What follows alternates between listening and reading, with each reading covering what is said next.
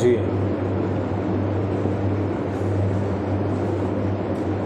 جی کوئی عبارت پڑھ لیجیے. بسم الله الرحمن الرحيم وكذلك قوله استبرئي رحمك وقد جاءت به السنة أن النبي صلى الله عليه وسلم قال لسودة رضي الله عنها اعتدي ثم راجعها وكذلك أنت واحدة يحمل نعتا ولقدي ويحمل صفة للبطن وإذا زالت الكلام بالنية كان دلالة على السريع لا عاملا بموجب. ثم الأصل في الكلام هو السريع. أما الكناية ففيها ضرب الأصول من حيث أنه يقصد عن البيان بدون النية. وظهر هذا التفاوت فيما يدرك بالشبهات حتى أن المقر على نفسه ببعض الأسباب الموجبة للحد كان يدخل اللفظ الصريح لا يستوجب الوقوع. والقسم الرابع في معرفة وجوب الوقوف على أحكام النجم وهي أربعة: الاستدلال بعبارة النص وبإشارته وبدلالته وباقتضائه. بسم الله الرحمن الرحيم. اللهم صل على محمد النبي الأمي وعلى آله وسلم تسليما. وكذلك قوله، اور اسی طرح قائل کا قول استبرئي رحمك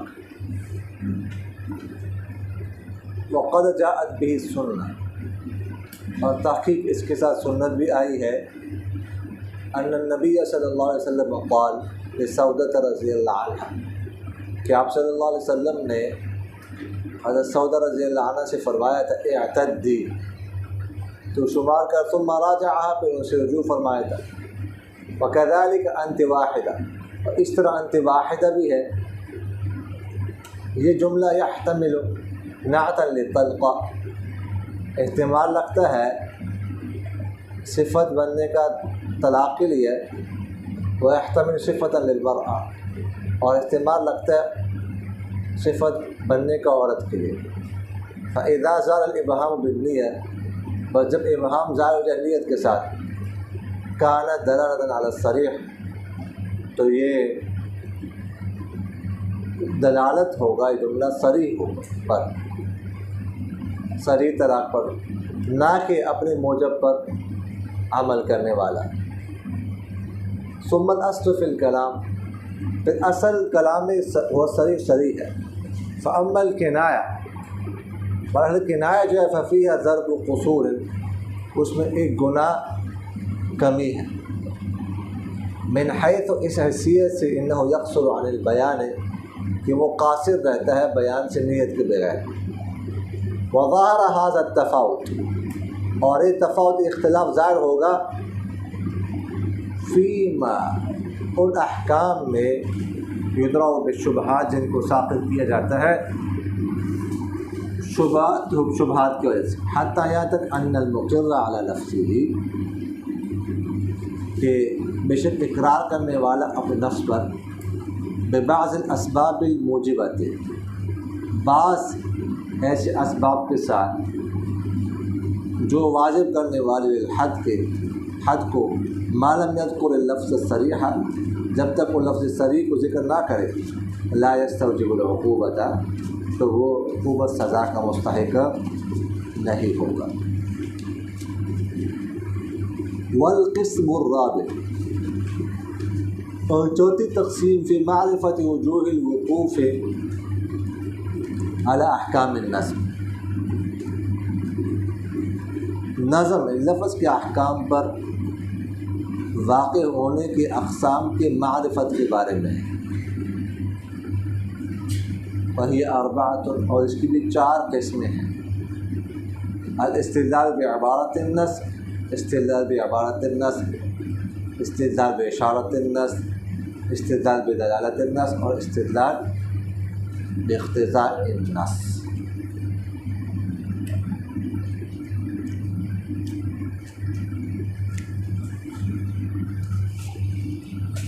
مصنف رحمہ اللہ نے کل فرمایا تھا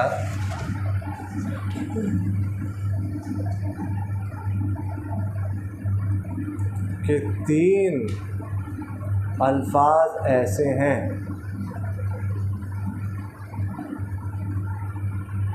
جو اگرچہ کنایات طلاق میں سے ہیں لیکن ان سے طلاق بائن نہیں بلکہ طلاق رجعی واقع ہوتی ہے۔ کل ایک لفظ ایک جملے کے بارے میں ہم نے عرض کے اعتدی،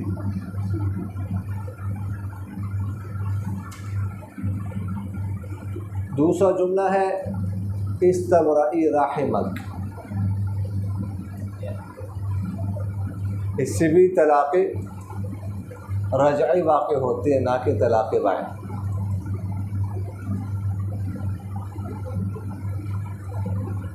استبرئی رحمک کا اصل میں کیا؟ اطلبی براءۃ رحمک،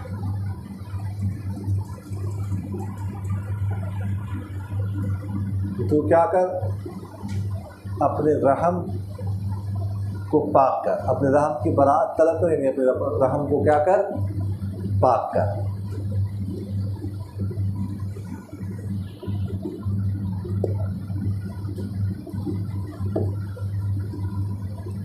اب اس میں بھی دو احتمال ہے۔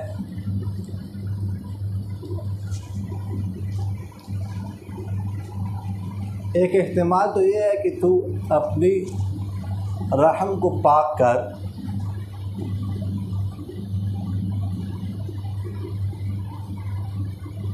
اپنے رحم کو پاک کر حیض سے، تاکہ میں تیرے ساتھ جماع کر لوں، تاکہ بچہ پیدا ہو۔ ایک مطلب یہ ہو سکتا ہے۔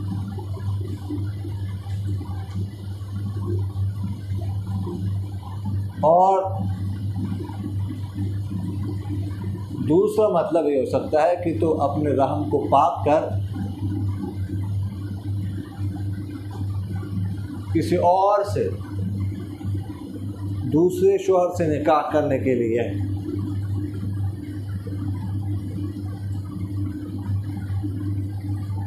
سمجھ آ رہی کہ نہیں آ رہی؟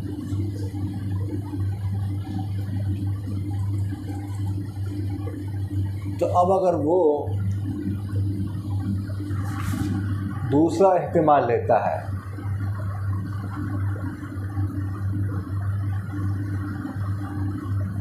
اس صورت میں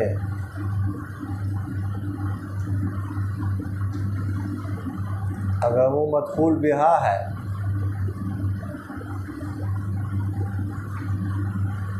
تو اقتضاءً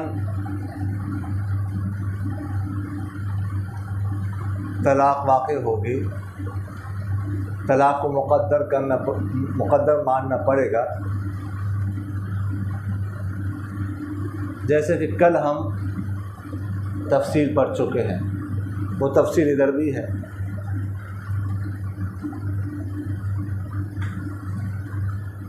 کیا مطلب ہوگا اس صورت میں کہ استبرئی رحمک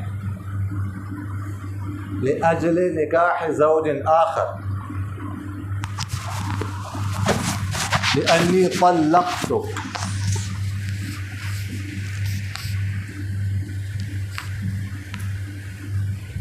کہ تم کیا کرو، اپنے رحم کو پاک کرو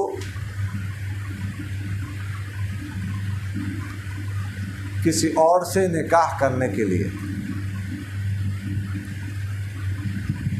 اس لیے کہ میں تجھے طلاق دے چکا ہوں۔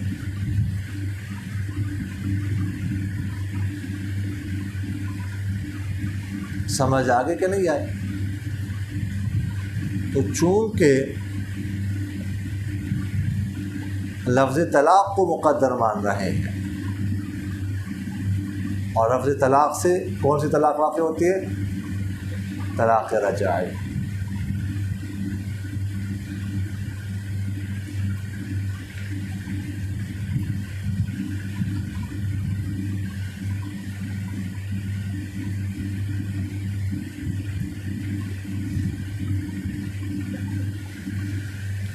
اور اگر مدخول بہا نہ ہو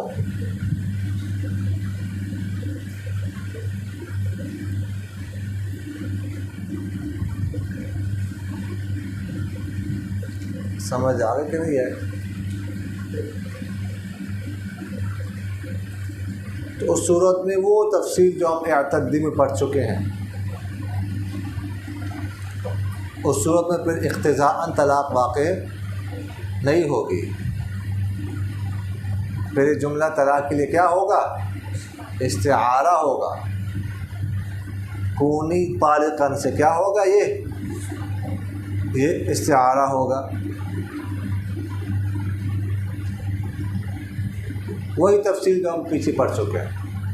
مسبب بول کر سبب مراد دیا جائے گا. اور کل ہم نے عرض کیا کہ مسبب جب سبب کے ساتھ خاص ہو تو پھر مسبب بول کر سبب مراد دینا بھی جائز ہوتا ہے. وہ کل والی ساری تفصیل یہاں پر بھی لاگو ہوگی. سمجھ آ رہی کہ نہیں آ رہی؟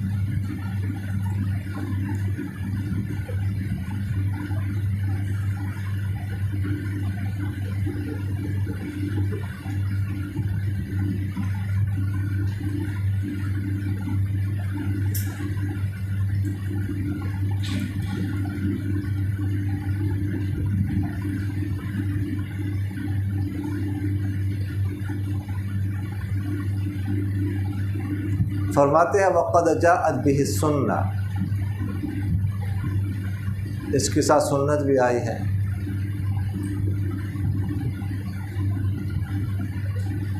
یعنی حدیث میں بھی یہ واقعہ ہے. بیٹھ جاؤ کہ پیچھے والے. ایک دفعہ حضور اقدس صلی اللہ علیہ وسلم گھر تشریف لائے تو حضرت سودا رضی اللہ عنہا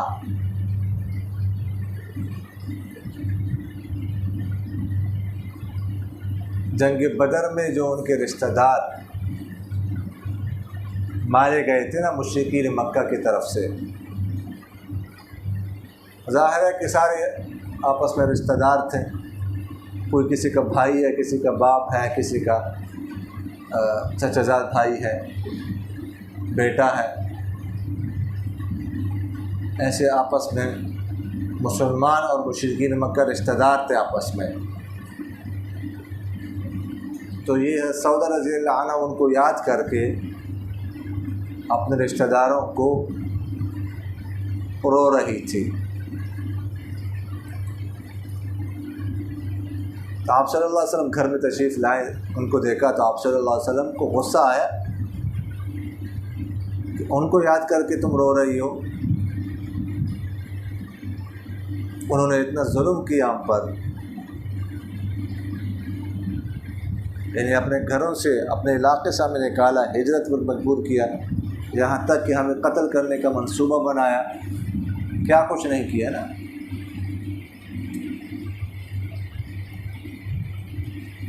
تو حضور اقدس صلی اللہ علیہ وسلم نے حضرت سودا رضی اللہ عنہ سے فرمایا اعتدی،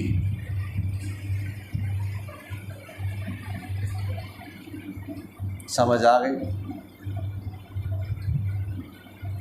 یعنی طلاق دے دی. تو بعض روایتوں میں بھی آتا ہے کہ آپ صلی اللہ علیہ وسلم یہ کہہ کر باہر نکلنے لگے تو حضرت سودا رضی اللہ عنہ نے کپڑا پکڑ لیا آپ صلی اللہ علیہ وسلم کا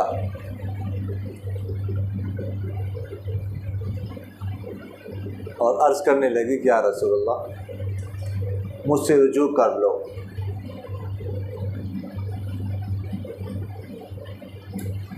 اور کہنے لگی کہ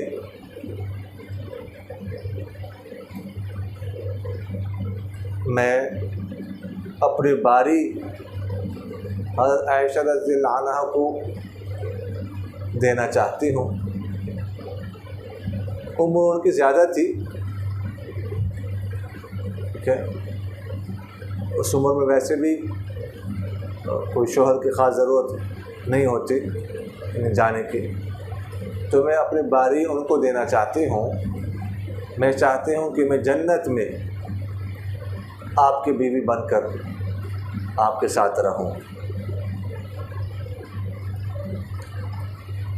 تو آپ صلی اللہ علیہ وسلم نے ان سے پھر رجوع فرمایا۔ سمجھ آ گئی؟ تو آپ صلی اللہ علیہ وسلم نے تو اعتدی کہا تھا، اور یہاں پر یہ لائے ہیں مصنف رحمہ اللہ اس واقعہ کو استبرئی رحمک۔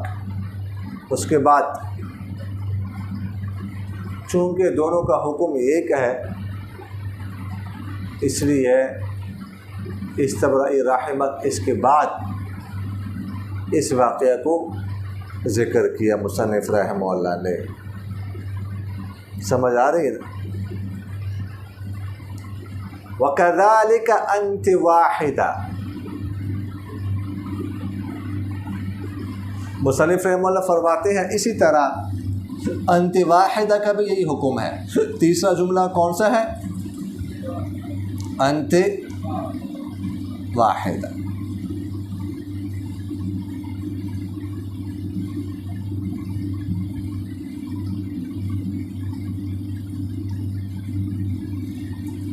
انت واحدہ میں بھی ایک سے زائد احتمال ہو سکتے ہیں۔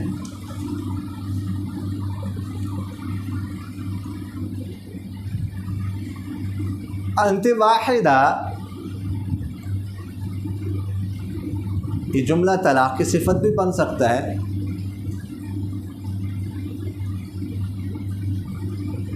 یعنی انت طالق طلقۃ واحدہ۔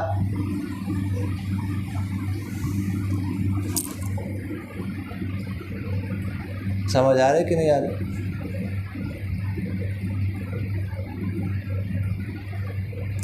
اور اسی طرح یہ عورت کی صفت بھی واحدہ بن سکتا ہے۔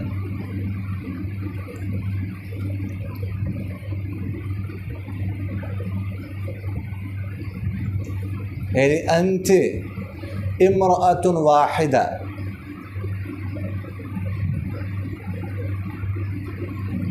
سمجھا کہ انت امرأۃ واحدۃ فی الجمال، تو خوبصورتی میں کیا ہے؟ یکتا ہے۔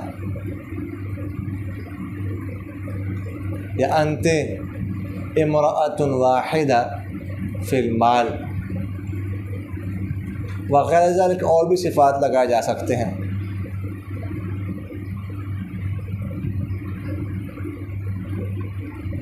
تو اس میں بھی کئی احتمال ہیں۔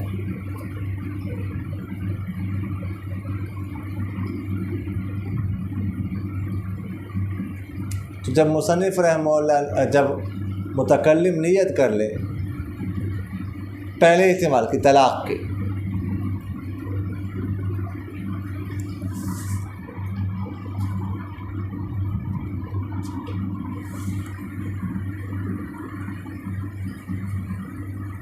تو اس صورت میں کیا ہوگی؟ طلاق رجعی واقع ہوگی۔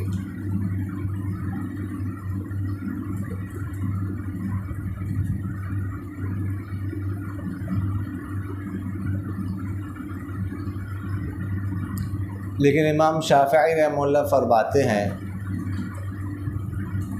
کہ انت واحدۃ کہنے سے طلاق واقع نہیں ہوگی، اگرچہ وہ طلاق کی نیت کیوں نہ کر لے۔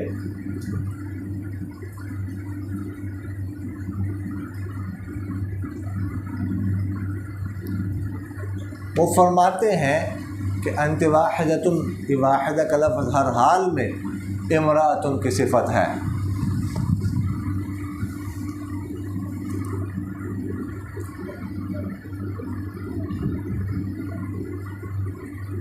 سمجھ آ گئی؟ اس سے طلاق کی نیت کرنے سے بھی طلاق واقع نہیں ہوگی۔ جیسے کوئی بیوی سے کہہ دے انت قاعدہ، تو یہ کہنے سے اگر وہ طلاق کی نیت کرتے تب بھی طلاق واقع نہیں ہوگی۔ اسی طرح یہ جملہ کہنے سے بھی طلاق واقع نہیں ہوگی۔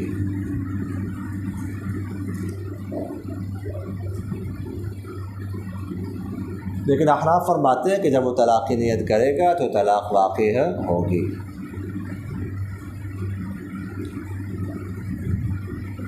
انت واحدہ،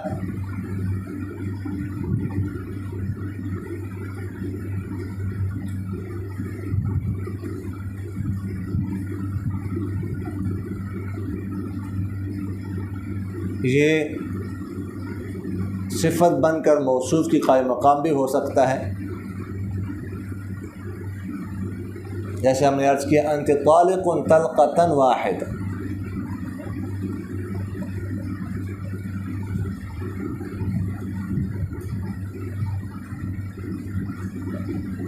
یہ انت طالق تطلیقۃ واحدہ۔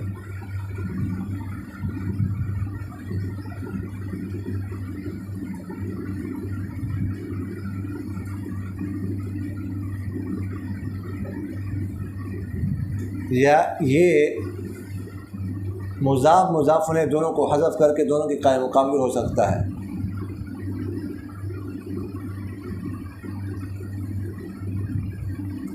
انت ذات تطلیقۃ واحدہ، تو ذات اور تطلیقہ دونوں آپس میں کیا ہیں؟ مضاف مضاف لیں، دونوں کو حذف کر کے کہ دونوں کی قائم مقام ہے۔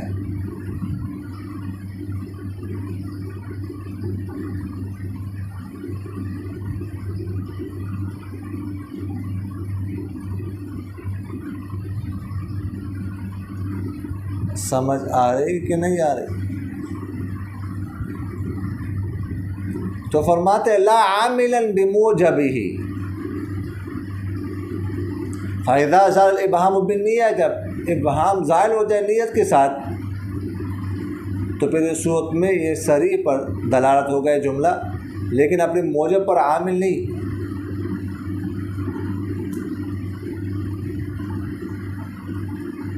اپنی موجب، اس کی موجب کی وجہ سے طلاق واقع نہیں ہوگی، اس لیے کہ اس کا موجب کیا ہے؟ وہ تو دلالت کرتا ہے توحد پر، انفراد پر۔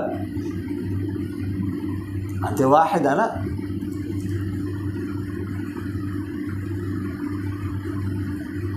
تو توحد اور انفراد کو تو قطع نکاح میں کوئی اثر نہیں ہے۔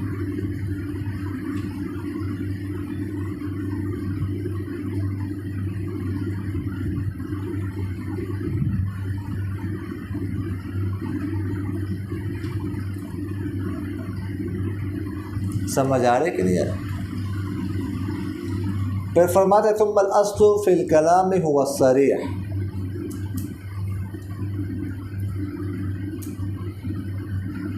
کلام میں اصل کیا ہے؟ صریح ہے۔ فاما الکنایۃ ففیہا ضرب قصور من حیث انہ یقصر عن البیان بدون۔ کنایہ میں کنایہ اصل نہیں ہے، کیوں؟ اس سے کہ کنایہ میں تو ایک گناہ کی کمی ہوتی ہے، یہ بیان کرنے سے قاصر ہوتا ہے نیت کے بغیر، کیونکہ صریح جو ہے نا، صریح وہ نیت کا محتاج نہیں ہوتا۔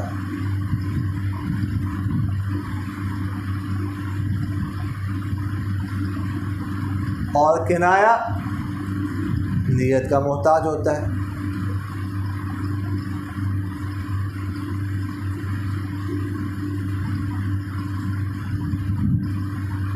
اور کلام لایا جاتا ہے کس کے لیے؟ افہام و تفہیم کے لیے، کسی کو بات سمجھانے کے لیے، کسی بات کی وضاحت کے لیے۔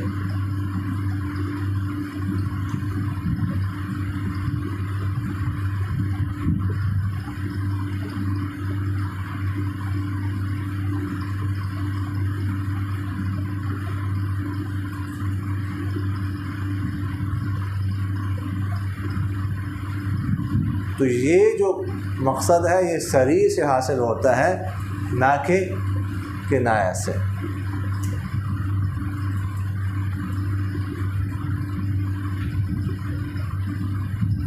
تو فرماتے ہیں وَظَهَرَ هَذَا التَّفَاوُتُ فِيمَا يُدْرَأُ بِالشُّبْهَاتِ،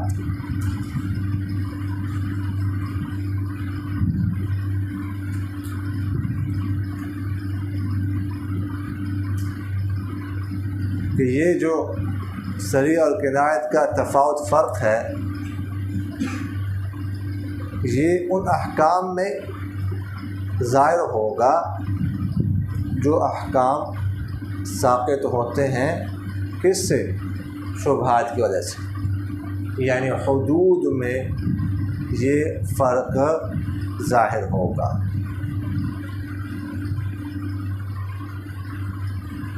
فرماتے حتی ان المقر علی نفسه ببعض الاسباب الموجبة للحد ما لم يذكر اللفظ الصریح لا يستوجب العقوبة،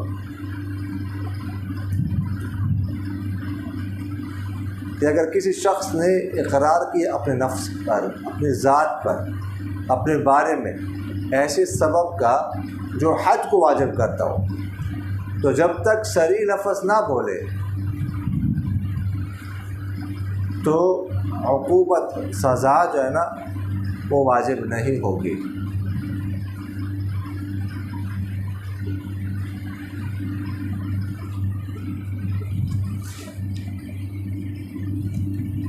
مثلاً کوئی کہتا ہے کہ انی جامعت فلانۃ جماعا حراما، کہ میں نے اس کے ساتھ فلاں عورت کے ساتھ حرام جماع کیا، جماع کا لفظ استعمال کرنا، یا واقعتها، اس پر واقع ہوا، یا وطئتها، میں نے اس کے ساتھ وطی کی، اجنبی عورت کے بارے میں کہتا ہے،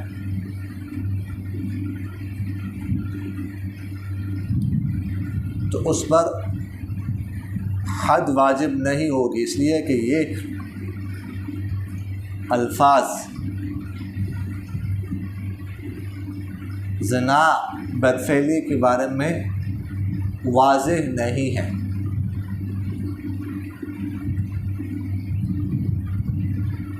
تھوڑا سا بھی شبہ پیدا ہو جائے تو حد ساقط۔ البتہ اگر وہ کہہ دے کہ نکتھا، میں نے اس کے ساتھ بدفعلی کی، یا وہ کہہ دے زنیت بہا، میں نے اس کے ساتھ زنا کیا، تب جا کے اس پر حد لاگو ہوگی۔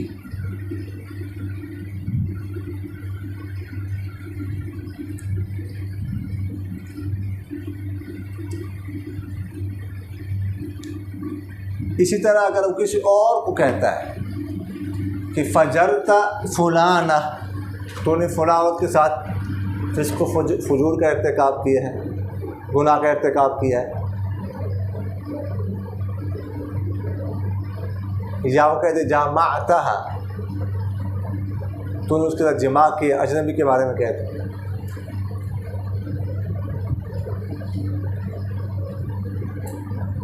تو اس کہنے والے پر حد قذف واجب نہیں ہوگی۔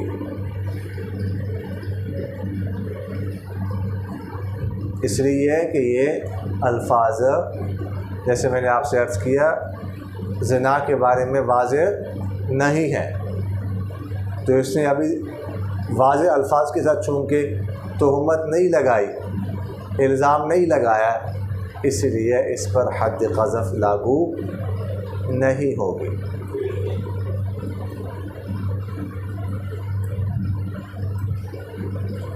البتہ اگر اس نے کہتی ہے کہ زنیت بفلانا، تو نے فلاں کے ساتھ زنا کیا، یا نکتھا، تو نے فلاں کے ساتھ بدفعلی کی ہے، تب اس پر حد قذف لاگو ہوگی۔ اگر یہ گواہ پیش نہ کر سکا تو، اس لیے کہ اس نے تہمت لگائی ہے، تو 80 کوڑے اس کو لگائے جائیں گے حد قذف کے طور پر۔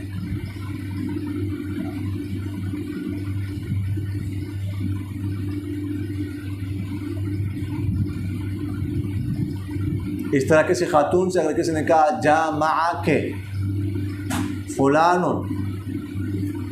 کس نے اجنبی شخص کے بارے میں اس نے تیرے ساتھ جماع کیا،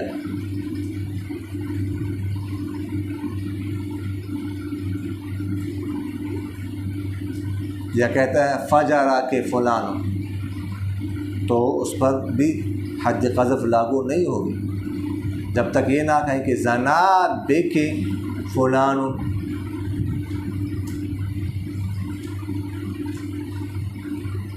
سمجھ آگے کہ نہیں آئی؟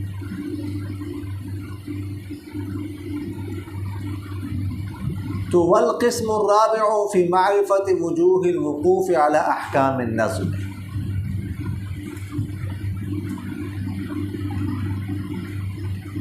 یہاں سے مصنف رحمہ اللہ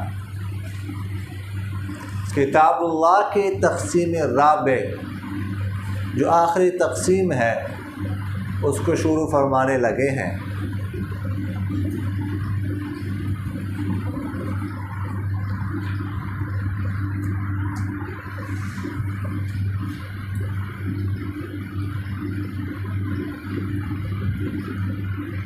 تو فرماتے ہیں کہ تقسیم رابع کی بھی کتنی قسمیں ہیں؟ 4 قسمیں: استدلال بعبارت النص، استدلال باشارت النص، استدلال بدلالت النص، اور استدلال باقتضاء النص۔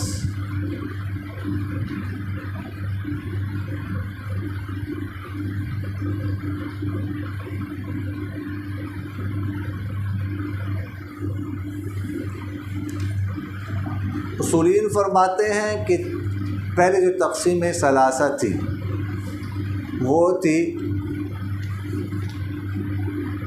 نظم کے حوالے سے،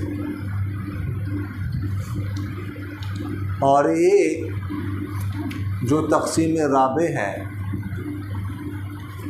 یہ کیا ہے؟ یہ ہے معنی کے حوالے سے۔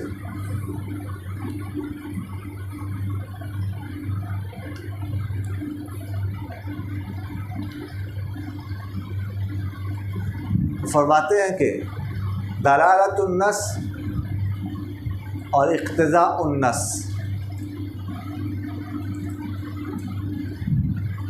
ان دونوں کا معنی کے قبیل سے ہونا تو ظاہر ہے،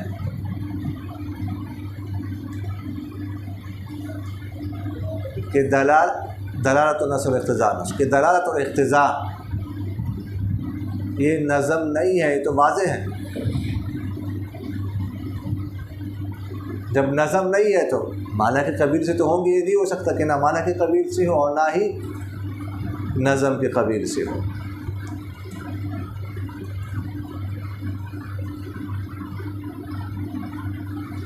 عبارت النص اور اشارت النص یہ اگرچہ نظم کے قبیل سے ہیں، لیکن ان میں بھی مستدل کی مراد یا مستدل کی نظر معنی پر ہوتی ہے۔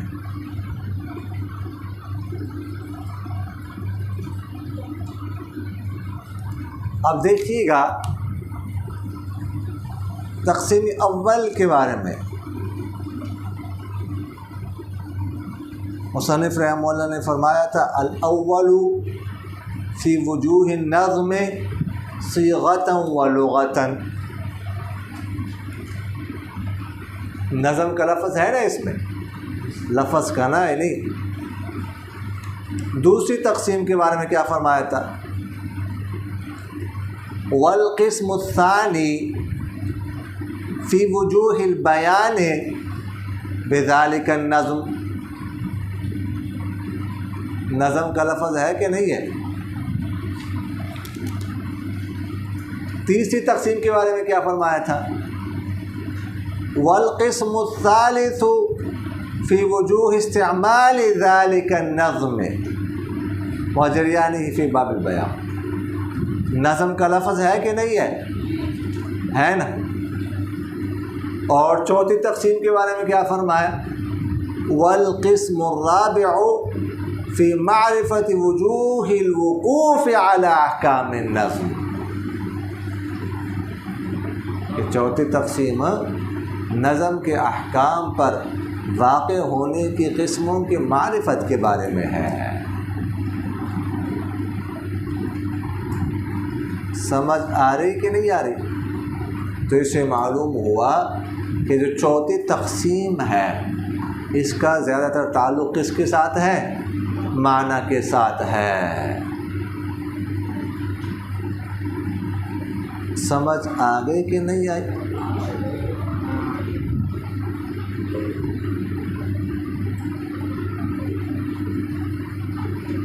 تو اس کی کتنی قسمیں بتائی؟ 4۔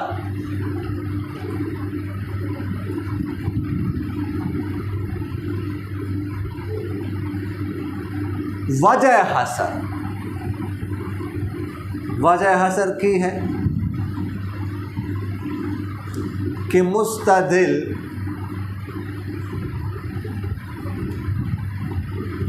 یا تو نظم سے استدلال کرے گا یا معنی سے۔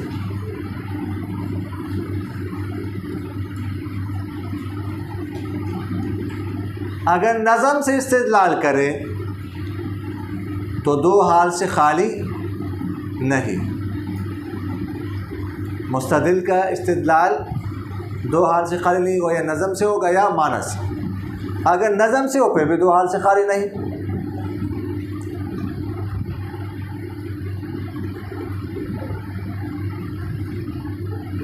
یا تو کلام کو اس کے لیے لایا گیا ہوگا یا نہیں۔ اگر کلام کو اس کے لیے لایا گیا ہو تو یہ عبارت النص ہے، اور اگر کلام کو اس کے لیے چلایا نہ گیا ہو، لایا نہ گیا ہو تو کیا ہے؟ اشارۃ النص ہے۔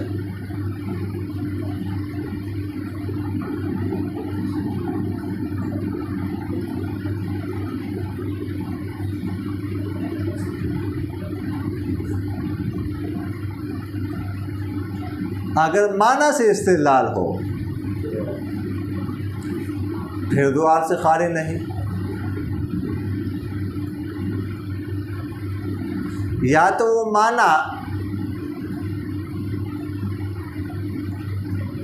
محض لغت سے سمجھ میں آ رہا ہوگا، کسی غور و فکر اجتہاد کے بغیر،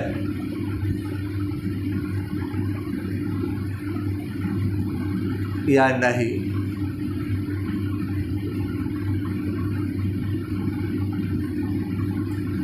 اگر وہ معنی محض لغت سے سمجھ آ رہا ہو، غور فکر اور اجتہاد کیے بغیر، تو وہ کیا ہے؟ دلالت النص۔ اگر ایسا نہ ہو پھر 2 حال سے خالی نہیں، پھر 2 حال سے خالی نہیں۔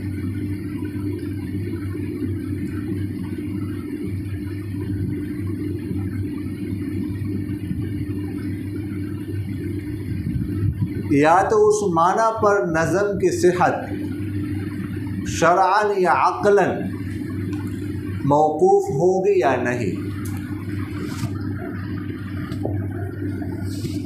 اگر اس پر نظم کی صحت، نظم کے صحیح الفاظ کا صحیح ہونا، نظم کی صحت شرعاً یا عقلاً موقوف ہو تو کیا ہے؟ اقتضاء النص۔ اور اگر اس معنی پر نظم کی صحت شرعاً یا عقلاً موقوف نہ ہو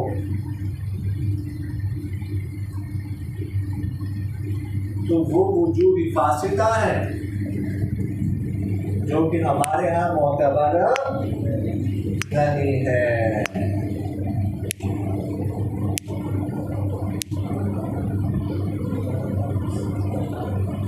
سمجھ آوے کہ نہیں آئے؟ جی، وما علینا الا البلاغ۔